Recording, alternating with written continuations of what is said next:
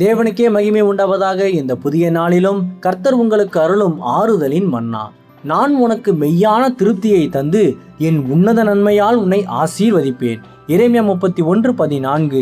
என் ஜனங்கள் நான் அளிக்கும் நன்மையினால் திருப்தியாவார்கள் என்று கர்த்தர் சொல்லுகிறார். கிறிஸ்துவுக்கு பிரியமானவர்களே, உலகத்தின் பொருட்கள் உங்கள் உள்ளத்தின் ஆழமான தாகத்தை முழுமையாக தீர்த்து ஒரு நிலையான உண்மையான திருப்தியை இதுவரை தந்தது உண்டா என்று நீங்கள் எப்போதாவது எண்ணி பார்த்திருக்கிறீர்களா?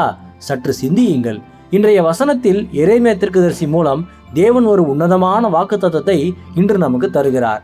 அது கர்த்தர் அளிக்கும் தெய்வீக நன்மை மட்டுமே நமது ஆத்மாவை நிரப்பும் என்று.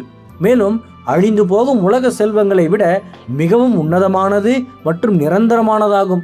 சங்கீதம் 23:1 தாவீது, கர்த்தர் என் மெய்ப்பராய் இருக்கிறார், நான் தாழ்ச்சி அடையேன் என்று விசுவாசத்தோடு பாடியது போல தேவன் நம்முடைய எல்லா தேவைகளையும் நிறைவாக சந்திப்பார். ஆகவே அநித்தியமான உலக காரியங்களை நாடி ஓடுவதை நிறுத்திவிட்டு கர்த்தரை முழுமையாக நாடி தேடுங்கள். அவர் தரும் அளவில்லாத உன்னத நன்மைகளால் உங்கள் வாழ்க்கை இன்று முதல் என்றென்றும் திருப்தி அடையட்டும். இந்த தெய்வீக திருப்தியை அனுபவிக்க இன்றே உங்கள் இருதயத்தை அவர் சமூகத்தில் அர்ப்பணித்து நிரந்தர ஆசீர்வாதத்தை பெற்றுக்கொள்ளுங்கள். கர்த்தர் தாமே இந்த வார்த்தைகள் மூலமாக இன்று உங்களை ஆறுதல் படுத்தி ஆசீர்வதிப்பாராக. ஆமேன். அல்லேலுயா. ஜெபிப்போம். என் அன்புள்ள பரிசுத்த பரலோக பிதாவே, இந்த புதிய நாளுக்காக உமக்கு ஸ்தோத்திரம்.